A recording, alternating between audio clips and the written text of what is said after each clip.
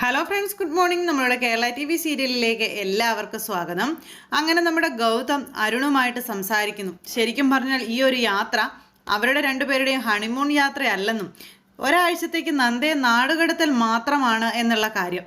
അങ്ങനെ നന്ദയെ നാടുകടത്തുന്ന കാര്യത്തെപ്പറ്റി സംസാരിക്കുന്ന കൂട്ടത്തിൽ ഇപ്പോൾ നന്ദ ഇവിടെ ഇല്ലാതിരിക്കുന്നത് ഇവർക്കെല്ലാവർക്കും ഒരു അനുഗ്രഹമാണെന്നും അതുകൊണ്ട് മാത്രമാണ് അരുന്ധതി ഇവർക്കിടെ ഈ യാത്രയ്ക്ക് സമ്മതിച്ചതെന്നുള്ള കാര്യങ്ങളും ഒക്കെ നമ്മുടെ ഇങ്ങനെ ഗൗതം പറയാം. അപ്പം ഗൗതം ഇതൊക്കെ പറയുന്നത് കേട്ട് കഴിഞ്ഞപ്പം അങ്ങനെയാണോ, അങ്ങനെയാണെങ്കിൽ നന്ദയോട് ഈ ചെയ്യുന്നത് വലിയൊരു ചതിയല്ലേ എന്ന് നമ്മുടെ അരുൺ ചോദിച്ചു. എന്ത് ചെയ്യാനാ, എൻ്റെ അമ്മയും ആഗ്രഹിക്കുന്നത് അത് തന്നെയല്ലേ. അപ്പം പിന്നെ അവളെ കുറച്ച് ദിവസത്തേക്ക് ഇവിടുന്ന് മാറ്റി നിർത്തുന്നത് തന്നെയാണ് നല്ലത്. ഞാൻ ആലോചിച്ചപ്പോഴും എനിക്ക് അങ്ങനെയാ തോന്നിയതെന്നുള്ള കാര്യം പറഞ്ഞു. നന്ദ ഇവിടെ നിൽക്കുമ്പോൾ ആ ഒരു പ്രശ്നം അത് വളർത്തി വലുതാക്കിയെടുക്കും, പിന്നെ അതൊരു വലിയ പ്രശ്നമായി മാറും. അപ്പം ഞങ്ങൾ മാറി നിൽക്കുകയാണെന്നുണ്ടെങ്കിൽ അതിൻ്റേതായ രീതിക്ക് അവരത് പരിഹരിച്ചോളും. പിന്നെ നന്ദയെ കുറ്റം പറയില്ലല്ലോ, അല്ലെങ്കിൽ നന്ദയാണത് ചെയ്തത്, നന്ദ കാരണമാണ് അങ്ങനെ സംഭവിച്ചത് എന്നാരും പറയില്ലല്ലോ എന്നൊക്കെ പറഞ്ഞു. ചുരുക്കം പറഞ്ഞാൽ ഭാര്യയെ രക്ഷിക്കുക എന്നും കൂടി ഇതിനകത്ത് അർത്ഥമുണ്ട് അല്ല ബ്രോ എന്ന് ചോദിച്ചപ്പോൾ നിനക്ക് എങ്ങനെ വേണമെങ്കിലും അത് എടുക്കാം എന്ന് ഗൗതം അരുണിനോട് പറയാം. അങ്ങനെ ഇവർ രണ്ടുപേരും കൂടി സംസാരിച്ചു. അങ്ങനെ സംസാരമൊക്കെ കഴിഞ്ഞതിന് ശേഷം പിന്നെ അരുൺ അങ്ങ് പോയി. ഇത് കഴിഞ്ഞ് നമ്മുടെ ഗൗതവും ഇങ്ങനെ ആലോചിച്ചൊക്കെ നിൽക്കുക കേട്ടോ. ഇതെല്ലാം കഴിഞ്ഞ പിറ്റേ ദിവസമായി കഴിഞ്ഞപ്പോഴത്തേക്കും ചേട്ടൻ്റെ വീട്ടിൽ കുറേ നാളായല്ലോ മാധുരി നിൽക്കുന്നു. അപ്പോൾ മാധുരിക്ക് സ്വന്തം വീട്ടിലേക്കൊന്ന് പോകണം. അതുകൊണ്ട് തന്നെ മാധുരി വീട്ടിലേക്ക് പോയി ആ ഒരു ഇതിലിങ്ങനെ നിൽക്കുക. അങ്ങനെ പോകാൻ യാത്രയായി മാധുരി ഇറങ്ങുന്ന സമയത്ത് വഴിയിൽ വെച്ച് യാദൃച്ഛികമായിട്ട് ആ ഒരു ആളെ കണ്ടു. അതായത് കുഞ്ഞിനെ കൊണ്ടുപോകാൻ വന്നിരിക്കുന്ന ആളിനെ കണ്ടു.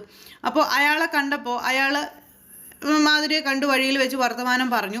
അപ്പോൾ എങ്ങോട്ടാണെന്നൊക്കെ ചോദിച്ചു, വിശേഷങ്ങളൊക്കെ പറഞ്ഞു. അത് കഴിഞ്ഞപ്പോൾ നമ്മുടെ മാധുരി അയാളോട് പറയുവാണ്, ഒരു കാരണവശാലും ചിഞ്ചുമോളെ കൊണ്ടുപോകാനായിട്ട് നിങ്ങൾ ശ്രമിക്കരുത്, ചിഞ്ചുമോളെ ഉപദ്രവിക്കരുത് തുടങ്ങിയതിലൊക്കെ.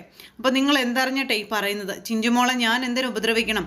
ഒരിക്കലും ഞാൻ ചിഞ്ചുമോളെ ഉപദ്രവിക്കില്ല, കാരണം അവൾ എൻ്റെ പെങ്ങളുടെ കുട്ടിയാണെന്നൊക്കെ പറഞ്ഞു. സത്യമെല്ലാം അറിഞ്ഞു വെച്ചുകൊണ്ട് വീണ്ടും വീണ്ടും നിങ്ങൾ എന്തിനിങ്ങനെ സംസാരിക്കുന്നു എന്നുള്ള കാര്യം മാധുരി ചോദിച്ചപ്പോൾ ഇത് എനിക്ക് സംസാരിച്ചേ പറ്റൂ, കാരണം എനിക്ക് വേണ്ടി സംസാരിക്കാൻ മറ്റാരുമില്ല. ചിഞ്ചുമോളെ എനിക്കൊപ്പം പറഞ്ഞു വിടണമെന്ന് പറഞ്ഞപ്പോൾ അത് ഒരിക്കലും വസന്തേട്ടൻ സമ്മതിക്കില്ലെന്നും അതൊരിക്കലും നിങ്ങൾക്ക് സാധിക്കില്ല എന്നും പറഞ്ഞു. അത് കേട്ട് കഴിഞ്ഞപ്പോൾ എന്തു വില കൊടുത്തിട്ടാണെങ്കിലും ഇന്നല്ലെങ്കിൽ നാളെ തീർച്ചയായും ഞാൻ ചിഞ്ചുമോളെ അവിടെ നിന്ന് കൊണ്ടുപോയിരിക്കും. അത് ഏത് മാർഗം സ്വീകരിച്ചിട്ടാണെങ്കിലും ഞാൻ കൊണ്ടുപോയിരിക്കും എന്നിങ്ങനെ പറഞ്ഞു.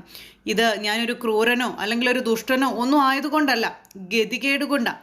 മാനസിക നില തെറ്റിയ ഒരു പെങ്ങളുടെ ആങ്ങളെയായി പോയതിൽ ഞാൻ ഒരുപാട് ദുഃഖിക്കുകയാണെന്നും ആ ഒരു ഗതികേട് കൊണ്ട് ഞാൻ ചെയ്തു പോകുന്നതാണെന്നും പറഞ്ഞു. എനിക്ക് എൻ്റെ പെങ്ങളെ രക്ഷിച്ചേ പറ്റൂ. ചിഞ്ചുമോളില്ലാതെ അവൾ ഒരിക്കലും നോർമൽ ലൈഫിലേക്ക് തിരിച്ചു വരില്ല. എനിക്ക് അവളുടെ ജീവിതമാണ് എനിക്ക് വലുത് എന്നൊക്കെ പറഞ്ഞ് അദ്ദേഹം ഇങ്ങനെ പറയുക. അപ്പോൾ അതൊക്കെ കേട്ട് നമ്മുടെ മാധുരി ഞെട്ടി. പിന്നെ പോകാനിരുന്ന മാധുരി എല്ലാം കൂടി എടുത്ത് നേരെ തിരിച്ചു പോരുക. അപ്പോൾ മാധുരി വീട്ടിലേക്ക് വന്നപ്പോൾ വസന്താണെന്നുണ്ടെങ്കിൽ കുഞ്ഞിൻ്റെ കാര്യങ്ങളൊക്കെ നോക്കി അവരെങ്ങനെ ഇരിക്കുന്നു. ആ സമയം അച്ഛനും മോളും കൂടെ വർത്താനമൊക്കെ പറഞ്ഞ് വളരെ സന്തോഷത്തോടെ ഇരിക്കുന്നത്. പെട്ടെന്ന് മാധുരി അങ്ങോട്ടേക്ക് വരുന്നത്. മാധുരി വന്നപ്പോൾ ചോദിച്ചു, നീ അങ്ങോട്ട് പോയില്ലേ, നീ എന്താ തിരിച്ചു പോന്നതെന്ന്? ഏട്ടാ, ഞാൻ വഴിയിൽ വെച്ച് അയാളെ കണ്ടിരുന്നു എന്ന് പറഞ്ഞു. ആരെ? നാളെ മോളെ കൊണ്ടുപോകാൻ വരുമെന്നാണ് പറഞ്ഞിരിക്കുന്നത്. എന്തു വില കൊടുത്ത് മോളെ കൊണ്ടുപോകുമെന്നാണ് പറഞ്ഞപ്പോഴേക്കും വസന്ത് കുഞ്ഞിനെ ചേർത്ത് അങ്ങ് പിടിച്ചു. ഇല്ല, എൻ്റെ കുഞ്ഞിനെ ഒരുത്തനും കൊണ്ടുപോവില്ല, എൻ്റെ കുഞ്ഞിനെ ഒരുത്തനും കൊണ്ടുപോകാൻ ഞാൻ അനുവദിക്കില്ല. ഒരു കഴുകനും പരുന്തും റാഞ്ചിക്കൊണ്ട് പോകാതെ എൻ്റെ കുഞ്ഞിനെ സംരക്ഷിക്കാനുള്ള ഇത് എനിക്കുണ്ട് എന്നൊക്കെ പറഞ്ഞു.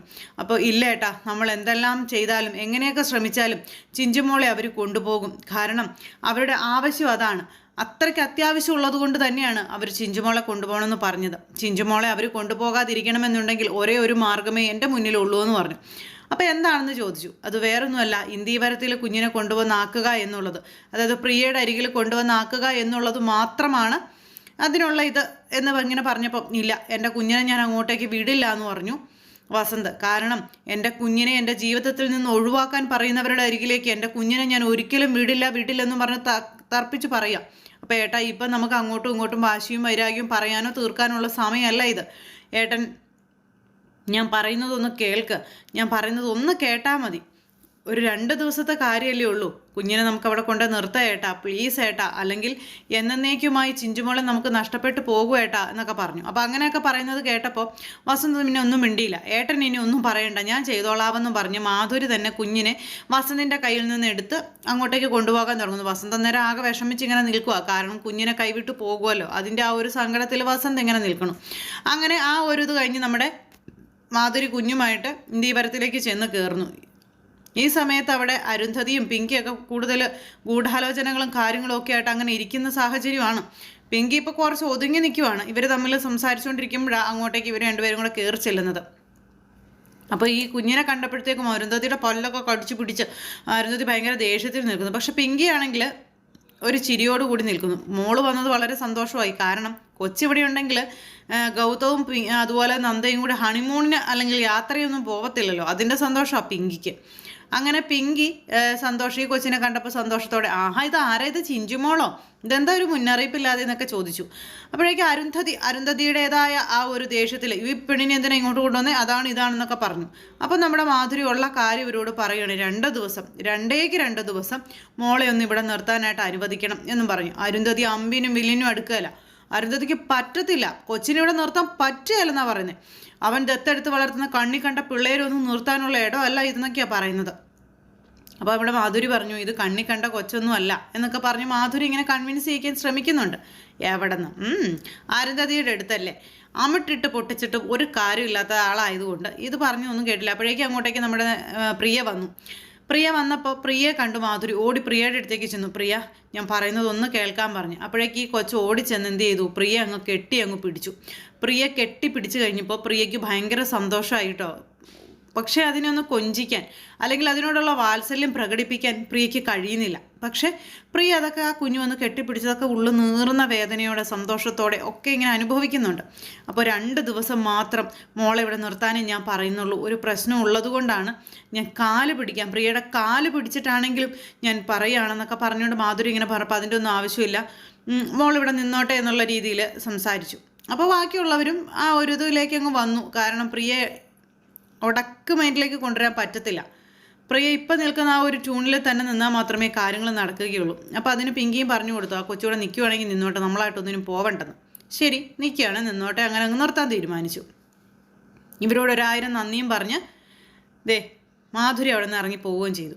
മാധുരി അങ്ങ് പോയി കഴിഞ്ഞു. 2 ദിവസം കഴിഞ്ഞ് വന്ന് കുഞ്ഞിനെ കൊണ്ടുപോകൊള്ളാമെന്നും പറഞ്ഞു. ഈ വിവരം അവിടെ നമ്മുടെ ഗൗതത്തിൻ്റെയും അതുപോലെ നന്ദയുടെയും ചെവികളിലെത്തി. അവർ 2 പേരും കൂടി ഈ കുഞ്ഞിൻ്റെ കാര്യങ്ങൾ ഇങ്ങനെ പറയുക. അപ്പോൾ നമ്മുടെ ലക്ഷ്മി അങ്ങോട്ടേക്ക് വന്നു. ലക്ഷ്മി വന്ന് ഇവരോട് പറഞ്ഞു മോള് വന്ന കാര്യവും അതുപോലെ തന്നെ ഇവർ പോകുന്ന കാര്യങ്ങളും ഒക്കെ. അപ്പോൾ നമ്മുടെ നന്ദ ഈ പോക്കിൽ നിന്ന് പിന്മാറുമെന്നുള്ളൊരു പേടി ലക്ഷ്മിക്കുണ്ട്.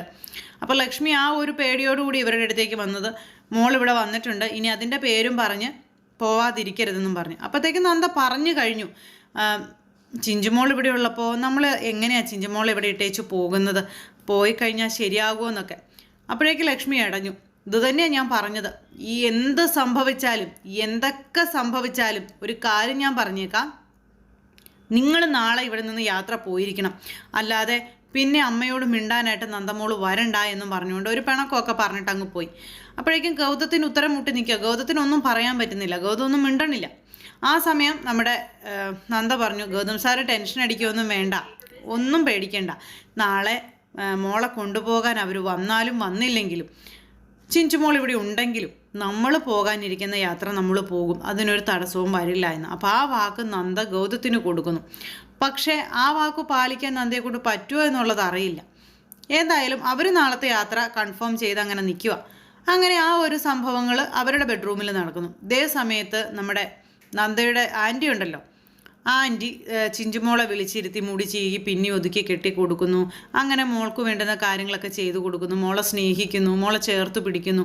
ഇതൊക്കെ മാറി നിന്ന് സ്വന്തം അമ്മയായിട്ട് ആയ പ്രിയ കണ്ടുകൊണ്ട് നിൽക്കുക, സ്വന്തം മകളാണെന്ന് അറിയാതെ പ്രിയ ഇതൊക്കെ കണ്ടിങ്ങനെ ആസ്വദിക്കുക. ശരിക്കും പ്രിയയ്ക്ക് അതൊക്കെ ഒരുപാട് ഇഷ്ടമുള്ള കാര്യമാണ്. ആ കുഞ്ഞിന് മുടി കെട്ടി കൊടുക്കൽ, അല്ലെങ്കിൽ കുഞ്ഞിനെ അടുത്ത് വിളിച്ചിരുത്തി ഒരുക്കുക, ഇതൊക്കെ പ്രിയയുടെ ഉള്ളിൽ പ്രിയ ഒരുപാട് ആഗ്രഹിച്ച കാര്യങ്ങളാണ്. പക്ഷേ പ്രിയയെ സംബന്ധിച്ചിടത്തോളം പ്രിയയ്ക്ക് അത് ചെയ്യാനായിട്ടുള്ള വോയിസ് ഇല്ല ഇപ്പോൾ. അങ്ങനെ എങ്ങാനും ചെയ്തു പോയാൽ ആ കുഞ്ഞുമായി പ്രിയ ഒരുപാട് അടുത്ത് പോകുമെന്നുള്ളൊരു പേടി ഇവിടെയുള്ളവർക്ക് എല്ലാവർക്കും ഉണ്ട്. പ്രിയയ്ക്കും ആ ഒരു പേടിയുണ്ട്. അപ്പോൾ വസന്തുമായി ഒന്നിക്കണമെന്നുള്ള ആഗ്രഹവും പ്രിയയ്ക്കുള്ളത് കൊണ്ട് പ്രിയ ഒന്നിലും അങ്ങോട്ട് വല്ലാണ്ട് എന്താ പറയുക അവിവേകങ്ങളൊന്നും കാണിക്കുന്നില്ല. അപ്പോൾ നമ്മുടെ നന്ദയും ഗൗതവും ഈ ലോകം ഇടിഞ്ഞു വീണാലും പോകുമെന്നുള്ള തീരുമാനത്തിൽ അങ്ങനെ നിൽക്കുന്നു. അങ്ങനെ നമ്മുടെ ചിഞ്ചുമോൾ ആ തറവാട്ടിൽ എത്തിപ്പെട്ടിരിക്കുന്നു. അതിനുശേഷം പിന്നെ വസന്തിൻ്റെ അടുത്തേക്ക് ചെന്ന് മാധുരി കാര്യങ്ങളെല്ലാം വസന്തുമായിട്ട് സംസാരിക്കുന്നു. പിന്നെ ഇവർ തമ്മിൽ ഇനിയിപ്പോൾ കുഞ്ഞവിടെ നിൽക്കുമ്പോൾ ഇവർ തമ്മിൽ, അതായത് വസന്തും പ്രിയയും തമ്മിലുള്ള ഫോൺ സംഭാഷണങ്ങളും കാര്യങ്ങളൊക്കെ കൂടി വരാനുള്ള സാധ്യതകളൊക്കെ ഉണ്ട്. അപ്പോൾ കുറേ പേർക്ക് ഇഷ്ടമാണ്, കുറേ പേർക്ക് ഇഷ്ടമല്ല. അപ്പോൾ അങ്ങനെയൊക്കെയുള്ള ഒരു സിറ്റുവേഷനും കാര്യങ്ങളും ഒക്കെ കൂട്ടിയിണക്കിക്കൊണ്ടാണ് സൂപ്പർ ഹിറ്റ് കഥയായിട്ട് നമ്മുടെ വിശേഷം വന്നിരിക്കുന്നത്. അപ്പോൾ എല്ലാവരും കാണുക, ആരും തന്നെ മിസ് ചെയ്ത് കളയരുത്. എല്ലാവർക്കും നല്ലൊരു ദിവസം ആശംസിക്കുന്നു. എല്ലാവരുടെയും സപ്പോർട്ടിനും സ്നേഹത്തിനും ഒത്തിരി നന്ദി അറിയിക്കുകയാണ്. അടുത്ത സൂപ്പർ ഹിറ്റ് കഥയുമായി കാണുന്നത് വരെ എല്ലാവർക്കും നന്ദി. See again, take care, bye by.